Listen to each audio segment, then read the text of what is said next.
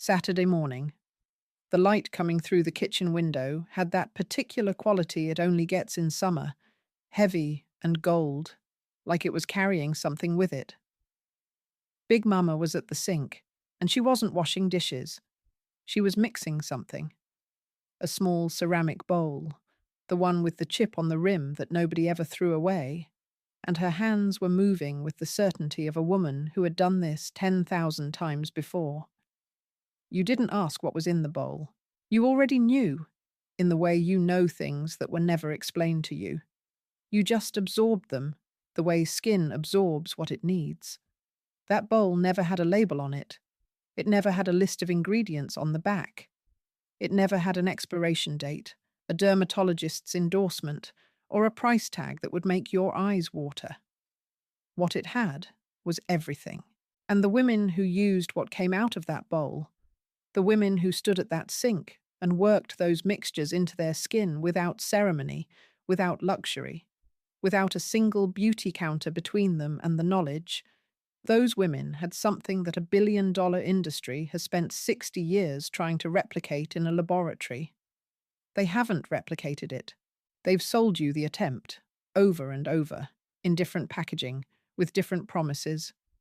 But the original, the thing that made the women of the 1960s look the way they looked, skin luminous and held, aging like something that had been tended with intention, that thing came from a kitchen, from a garden, from a set of hands that knew things that no beauty school ever taught. Something was buried, not lost, not forgotten by accident, buried with purpose. And today we are going to dig it up. I'm Viola, and what I'm about to tell you, your grandmother knew this. The question is whether anyone told you. If this is your first time here on this channel, do me a favor right now. Hit that subscribe button. Because every single week we come here and we uncover what was taken, what was replaced, what was quietly erased while the beauty industry was building its empire. Hit subscribe, ring that bell, and let's get into it. Now I need you to understand something before we start. The 1960s were not a simple time for black women in America. The civil rights movement was reshaping the entire country.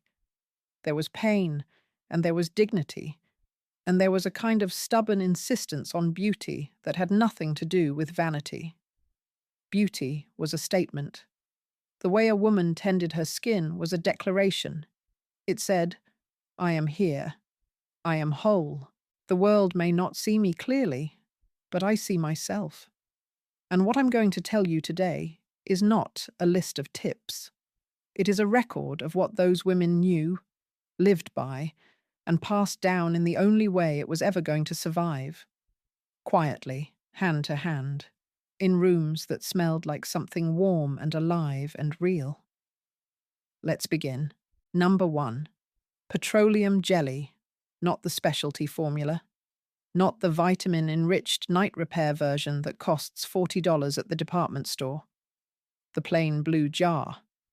The one that cost less than $1 and sat on every vanity, every bathroom shelf, every kitchen windowsill in Black America through the entire decade of the 1960s. Women in those years applied petroleum jelly to their faces at night, with the kind of casual confidence you only have when something has never once let you down. They didn't layer it over a serum. They didn't use it as a step in a routine. They pressed it into the skin with their fingertips, the warmth of their hands softening it into something the skin could receive. And they went to sleep. And they woke up with skin that held moisture the way good soil holds rain. The beauty industry spent decades telling women that petroleum jelly was too heavy, too basic, too old-fashioned. They needed you to buy what replaced it. But occlusive moisturization, locking moisture into the skin by sealing the surface, is now one of the most validated principles in modern dermatology. Your grandmother did it every night. She just didn't have a clinical term for it. She had a blue jar and 40 years of evidence. Number 2. Rose water. not the watered-down version they sell now in a spray bottle with a picture of a garden on it. Real rose water, made by boiling rose petals, or purchased from the apothecary in the neighborhood that knew what black women actually needed and stocked accordingly. Women in the 1960s kept rose water in small glass bottles and applied it to their skin with a cloth in the morning before anything else, not as a toner in the contemporary sense, as a preparation, as a reset. The skin in the morning is different from the skin at night. It has shifted, adjusted, carried the body through hours of repair, and rose water brought it back to something balanced and ready. Rose water is mildly astringent, anti-inflammatory, and rich in compounds that reduce surface irritation. It was used across the African diaspora, in the Caribbean, in the American South, in kitchens and bathrooms, where nobody had a word like toner, but everybody had the knowledge. The beauty industry invented the toner category in the 1970s and sold it back to women for 10 times the price. The knowledge was already there. They just repackaged it. Number 3. Castor oil. Thick, dark amber, with a weight to it that makes you understand immediately why it works. Women in the 1960s used castor oil not just on their hair, but on their skin, particularly on the face, on areas of dryness, around the eyes where the skin is thinner and more fragile. They would warm it between their palms, just a small amount, because castor oil is generous and a little is always enough, and press it gently into the skin around the eyes and lips and the corners of the nose. The smell was specific, particular, the kind of smell that becomes inseparable from safety in a child's memory. Castor oil contains ricinoleic acid, a compound with documented anti-inflammatory and antimicrobial properties. It penetrates deeply, supports collagen structure, and keeps the skin barrier intact in the way that most lightweight moisturizers simply cannot. Women who grew up watching their mothers and grandmothers use castor oil this way have the clearest memory of those hands, the deliberateness of the application, the patience, the absence of rush. That was not accidental. The slowness was part of the method. Number 4. Apple cider vinegar. Now this one gets people. They hear vinegar and they think kitchen, they think salad, they think something that belongs nowhere near a face. But the women of the 1960s knew something that estheticians will now charge you $80 to confirm in a consultation. The skin has a natural pH, and when that pH is disrupted by hard water, by soap, by stress, by the wrong products, the skin responds with breakouts, dullness, uneven tone, and premature aging. Apple cider vinegar, diluted, always diluted, was used as a rinse after cleansing. 1 part vinegar to several parts water, applied with a cloth or cotton, and allowed to dry before anything else went on the skin. It restored the acid mantle. It tightened pores. It cleared the surface of what soap left behind. The industry didn't invent pH-balancing skincare until decades later, marketed it as a breakthrough, and sold it in elegant packaging. The breakthrough was already in the pantry. It had always been in the pantry. Number 5. Raw honey, not the processed variety in the bear-shaped bottle. Raw honey, the kind with the comb sometimes still in it, the kind that was purchased from people who kept bees and knew the difference between honey that was alive and honey that had been processed into something merely sweet. Women in the 1960s applied raw honey directly to the face as a mask, left it on for 20 minutes, while the rest of the Saturday morning continued around them. Pots on the stove, children somewhere loud in another room, the radio doing what the radio did in 1965, and then rinsed it off with warm water. The skin afterward was something you could notice, smoothed, hydrated, with a clarity that came from what raw honey actually contains: enzymes, hydrogen peroxide at trace levels, propolis, antioxidants. Raw honey is antibacterial. It is humectant. It draws moisture from the air into the skin. It promotes healing. Scientists published studies confirming all of this in the 1990s and early 2000s and called it a discovery. Black grandmothers in Mississippi were doing it every Saturday in 1963 and calling it Tuesday. Number 6. Shea butter. And here is where the story gets complicated in a way that needs to be told carefully. Shea butter was not new to black women in the 1960s. It had been carried across the Atlantic in the bodies and memories of enslaved African women. The knowledge of what that pale yellow fat could do for skin in dry conditions, in cold conditions, in conditions where the skin was working hard against everything the environment asked of it.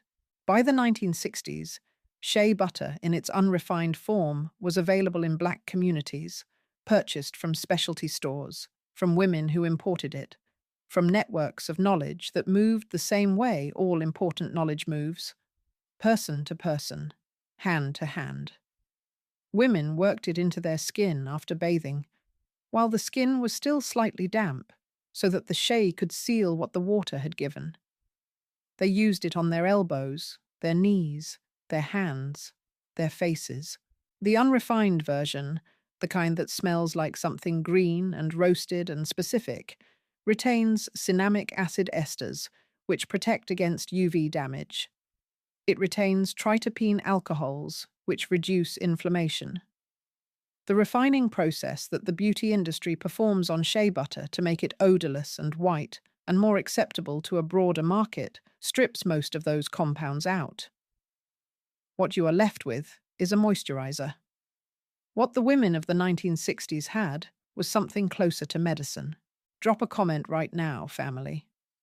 I want you to think about the woman in your life, your grandmother, your great-aunt, your big mama, the woman who did your hair on Saturday mornings when you were too young to sit still.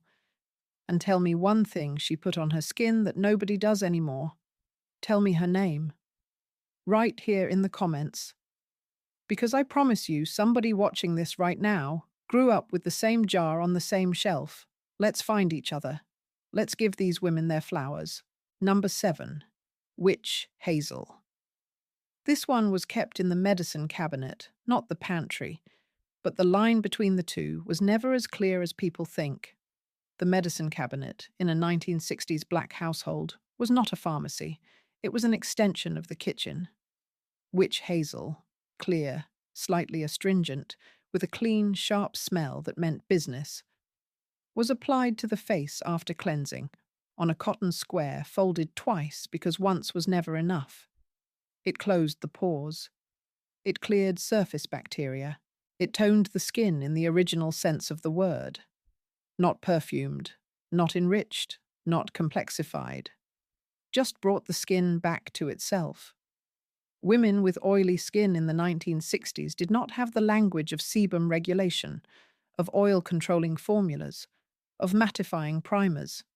They had witch hazel, and they had patience, and they had a cotton square, and their skin did not shine in the way that people now spend considerable money trying to prevent. The active compound in witch hazel, tannins, is still used in modern formulations.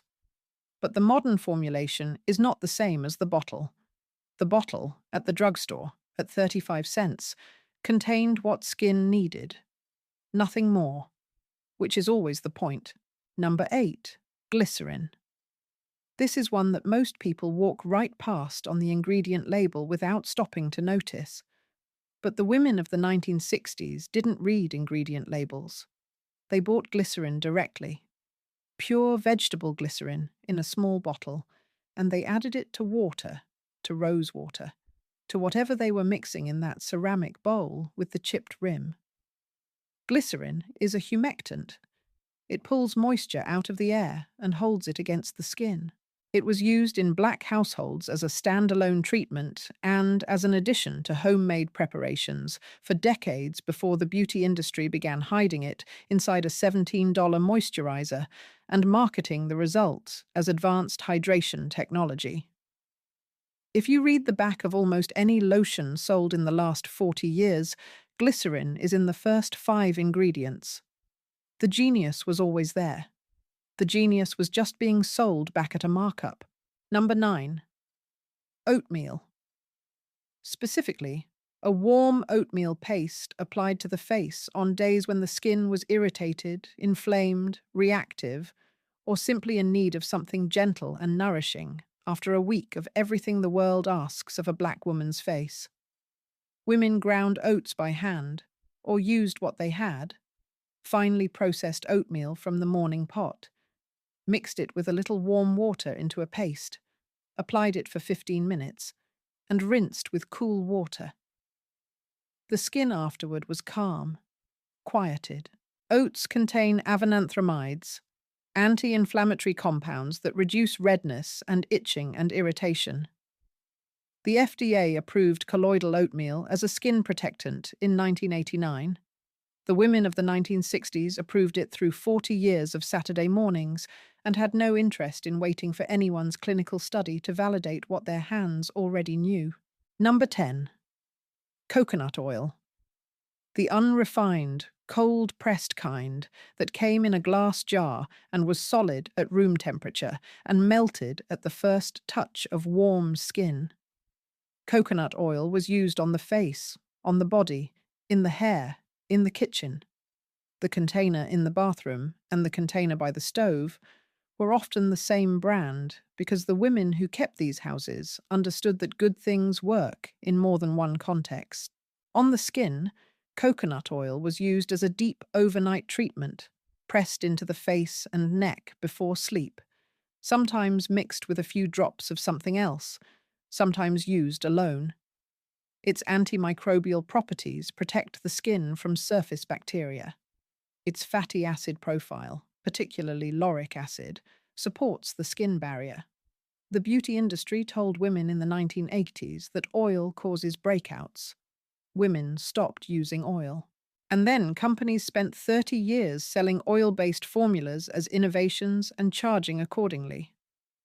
What was in the jar was not the problem. The narrative around the jar was the problem. Number 11. Lemon juice. Diluted. Always diluted, because the women who knew what they were doing also knew that the skin deserves respect and restraint. A few drops of fresh lemon in water, applied with a cloth to areas of hyperpigmentation, the dark spots that appear from sun exposure, from old blemishes, from the particular relationship that melanin-rich skin has with inflammation and healing. Women in the 1960s understood something about their skin that dermatologists have only recently begun to say in print. Dark spots on black skin are not a flaw to be corrected. They are the skin doing exactly what it knows how to do. But if a woman wanted to even her tone, she used lemon water, patiently, consistently, over weeks and months, not days. Not a chemical peel, not an aggressive bleaching agent. Patience and citric acid, and the understanding that the skin works on its own timeline. Number 12. Baking soda. Not for everything. Not as a primary treatment, but for specific moments. The underarm, the elbow, the knee, the places where the skin can darken from friction or irritation. Women used baking soda in a paste, briefly, as a gentle exfoliant. Mixed with water or with a little coconut oil, applied for a few minutes, rinsed clean. It was not a complex protocol. It was not a double acid exfoliation system with a pH-adjusted formula and a 12-step activation process. It was baking soda and water and a knowledge of what the skin needed and what it could tolerate. The women who used it this way did not overuse it. That restraint was the intelligence. The intelligence was always in the restraint. Number 13. Aloe vera. Now in the 1960s, in the American South, in many black households, aloe was not something you purchased. Aloe was something you grew. On the porch, on the windowsill in the kitchen, in a pot near the back door. A succulent, patient and undemanding, that asked for very little and gave back an enormous amount. When the skin needed it, sunburn, a rash, irritation, the kind of dryness that happens at the end of a long week. A leaf was broken. The gel pressed directly from the plant onto the skin, and the skin received what it was given with visible gratitude. No processing, no preservation, no stabilization with phenoxyethanol and fragrance and carbomer. The plant, the gel, the skin. Aloe vera contains acamanin, a polysaccharide that accelerates wound healing, reduces inflammation, and supports the skin's own repair mechanisms. The beauty industry discovered this and began including it in formulas across every category. But what they include is processed, stabilized, diluted. The women with the plant by the back door had the source. Number 14. Cornstarch. This is one that almost nobody talks about anymore, and I need you to stay with me on this one because it is a direct line to something important.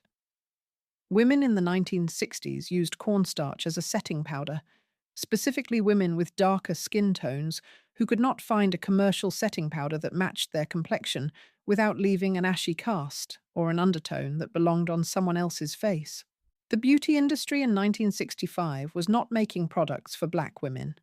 The undertone range stopped well before it reached the actual range of black skin, so black women made their own. Cornstarch, plain, from the kitchen, was used on oily skin as a finishing powder that actually worked. It absorbed excess oil. It gave a smooth, matte finish. It matched every skin tone because it had no color. It cost next to nothing.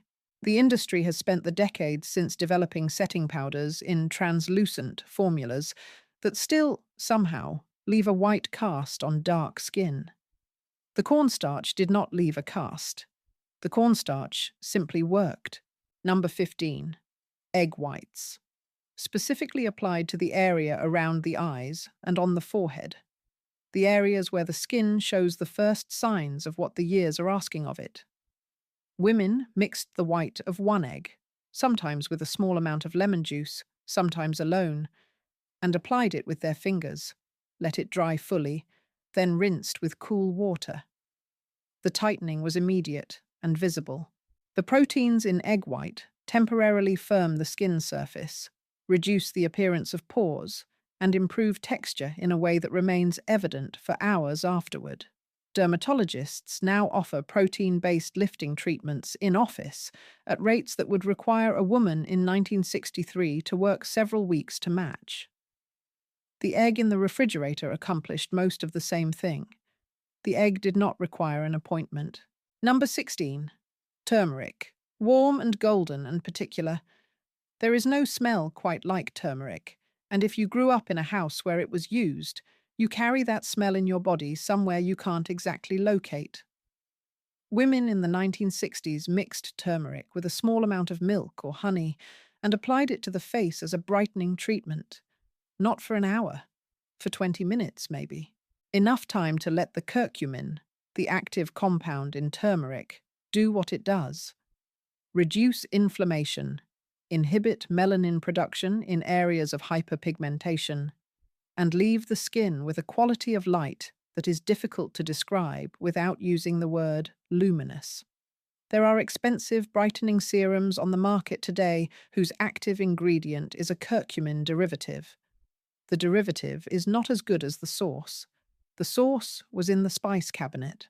It has always been in the spice cabinet. Number 17. Milk.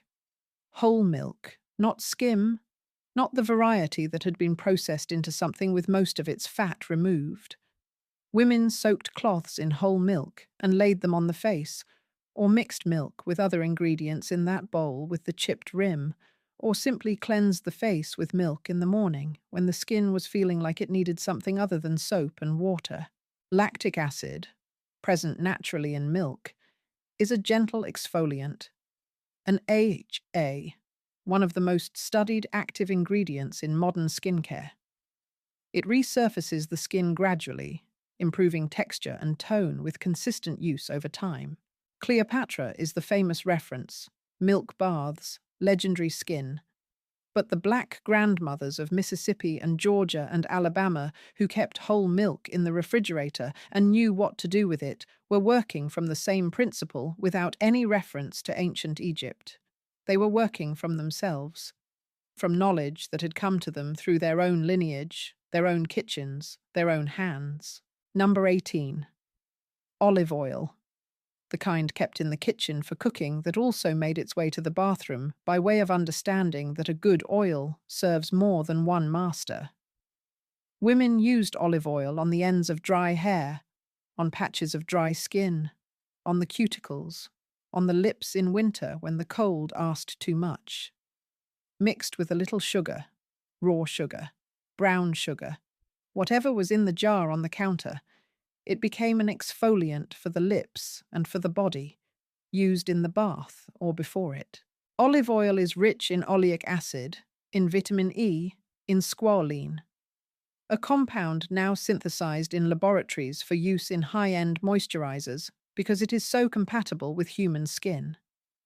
The olive oil in the kitchen bottle contained the squalene. It contained the vitamin E. It contained everything.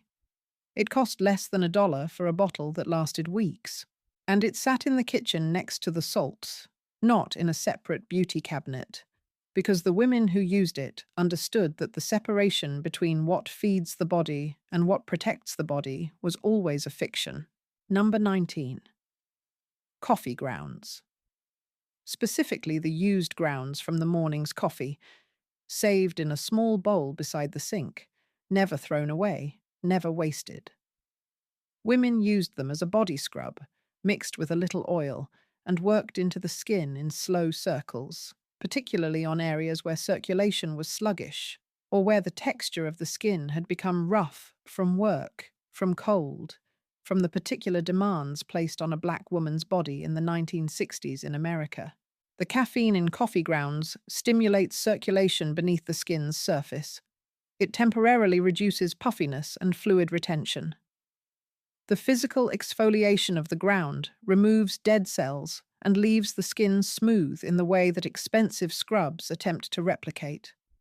Today, there are coffee-based body scrubs sold at premium prices in every major beauty retailer. The women of the 1960s used what was left after breakfast. Nothing was wasted. Nothing was ever wasted. Number 20. Vaseline mixed with lemon juice.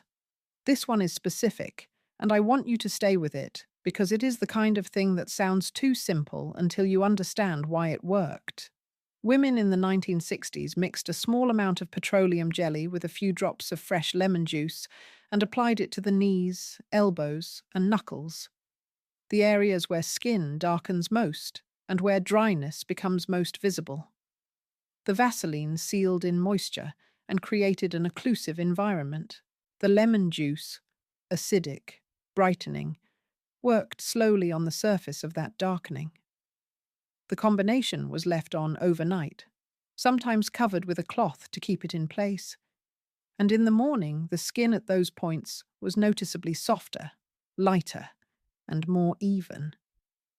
There is no single product on the market that does exactly what this combination did at the price it cost, with the specificity it targeted. The closest approximations cost $30, $40, $60. The original cost pennies from two things already in the house. Number 21. Clay. Specifically kaolin clay and bentonite clay, purchased from the apothecary or the pharmacy, not yet repackaged as a luxury ingredient, but available plainly as what it was. A drawing agent, a clarifier, something that pulled from the skin what the skin needed to release. Women mixed clay with water or apple cider vinegar into a paste, applied it to the face for 15 minutes, and rinsed with warm water. The clay absorbed excess sebum without stripping the skin. It opened pores gently. It gave the skin a clarity, visible, specific, unmistakable, that lasted through the following day. Clay masks are now sold at every price point, from the drugstore version to the $60 jar at the department store counter. The clay in both is the same. The kaolin in the inexpensive apothecary purchase in 1962 was the kaolin in the luxury jar today. The difference is the packaging and the story told around it. Number 22. Banana. The fully ripe one. Not the one you would eat, the one that had gone past eating, browned and soft and sweet in a way that made it perfect for what came next. Women mashed ripe banana and applied it to the face as a mask, sometimes mixing in a small amount of honey, sometimes a few drops of lemon, sometimes nothing at all. Ripe banana is rich in potassium, which supports skin elasticity. It contains vitamin B6, which reduces inflammation. It contains magnesium, which supports cellular repair. The enzymes in overripe banana gently dissolve dead skin cells at the surface. Women in the 1960s were not reading any of this in a journal. They were repeating what their mothers had told them, which was a repetition of what their mothers had told them, which extended backwards through a chain of knowing that neither begins nor ends in a laboratory. What the laboratory eventually confirmed is not the origin of the knowledge, it is only the latest evidence of it. Number 23. Avocado. And this one carries a particular weight because the avocado is so associated now with a certain kind of expensive wellness lifestyle. The juice bar, the Instagram post, the millennial brunch, that it requires a moment to reset and understand what it actually is, stripped of all that. An avocado is a fruit with flesh so dense in healthy fats, in vitamins A and E and K and B, in oleic acid, in antioxidants, that when you apply it to the skin, it does something immediate and visible. Women in the 1960s mashed it with a fork in that same ceramic bowl and applied it to their faces, sometimes to dry hair as a deep treatment, sometimes to both in the same Saturday morning. The skin after an avocado mask has a quality that is difficult to counterfeit, soft in a way that goes below the surface, held as if something real was given back to it. The avocado on the beauty counter today, in a serum, in a cream, in a formulation with 17 other ingredients, is an approximation of what was available in the kitchen for considerably less money and with considerably less processing between the source and the skin. Number 24. Epsom salt. The blue box, kept under the bathroom sink alongside things that fixed problems without making a production of it. Women soaked their feet, their hands, their bodies in warm water with Epsom salt, magnesium sulfate, and the magnesium moved through the skin in ways that the body absorbed and used. After the bath or soak, the skin was different. Softened, yes. But more than that, the inflammation that the day carried in it, the tension in the feet, the roughness at the heels, all of it treated with something that cost 60 cents and required nothing more than warm water and time. Magnesium is now sold in supplements, in sprays, in lotions, in targeted formulas for muscle recovery and sleep support and skin health. Women in the 1960s had the blue box under the sink, and they used it as though they had always known, without needing to be told, that it was doing more than one thing at once. Number 25. Time. I need you to sit with this one, because it is the most important item on this entire list, and it cannot be purchased. And that is the point. The women of the 1960s tended their skin with patience, not because they had more of it than we do, but because they understood, without the language of cortisol and inflammation and circadian rhythm and skin barrier function, that the skin responds to how you live inside your body. They slept, not perfectly, not without difficulty, but they valued rest as part of the process of being whole, not as a luxury to be earned after everything else was finished. They drank water from glasses kept on the kitchen table. They ate what was made at home, with ingredients that had not been processed into something unrecognizable. They moved their bodies, not at a gym, not on a schedule, but in the natural rhythms of a life that asked physical things of them. They sat on porches in the evening. They talked to each other. They touched each other's hair and hands. They performed acts of care that were not called self-care, because that word did not yet exist, but that accomplished everything the word now promises. The beauty industry cannot sell you time. It cannot sell you rest or water, or the warmth of hands that have known how to tend something for 50 years. So it sells you the next closest thing, a product that promises what those things provide in a bottle for a price. Available immediately and convenient and designed to make you feel that what you need is outside of yourself. What the women of the 1960s knew, what Big Mama knew, what your grandmother knew, what the women at the church and on the block and at the sink with the chipped ceramic bowl knew, is that what you need has almost always been inside the house, in the pantry, in the garden, in the hands of the woman who knew your name. That is not a beauty philosophy. That is a life one. And here is the thing about what was buried. It was buried because it worked. Products are not replacements for what works. Products are replacements for what cannot be monetized. The kitchen could not be monetized. The garden could not be monetized. The knowledge, transmitted in whispers and demonstrations and Saturday mornings, could not be monetized. So it had to be replaced with something that could be put in a bottle, given a price, and placed on a shelf between two other things that promised the same. The women whose skin we are talking about today were not wealthy. Many of them did not have easy lives. They carried enormous things in their bodies and on their faces: grief, labor, the particular exhaustion of being black and female in America in the 1960s. And their skin, despite all of that, perhaps because of all of that, tended with everything the kitchen and the garden and the quiet Saturday morning could offer. Their skin was something. It was something that endured, something that held. That is the knowledge. That is what we are digging up today. Not just the castor oil and the raw honey and the aloe by the back door, though all of that matters and all of it works. But the understanding underneath it all, that your skin has been asking for simple things since the beginning. And the women who listened to it, who responded with patience and plants and the accumulated wisdom of everyone who came before them, those women knew something that no beauty counter has ever quite managed to replicate. They knew you. Before the product knew you existed. We bring this back. We bring all of it back. I'll see you next time, family.